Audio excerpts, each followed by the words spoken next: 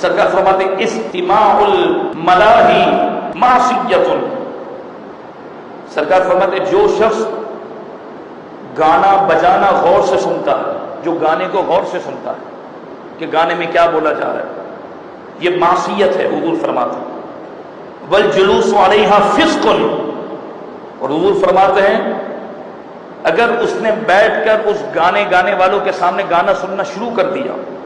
تو سرکار فرماتے یہ بیٹھنا فسق ہے۔ اور آگے جملہ سن مسلمان، استغفر اللہ، کہاں ہم کھڑے ہیں،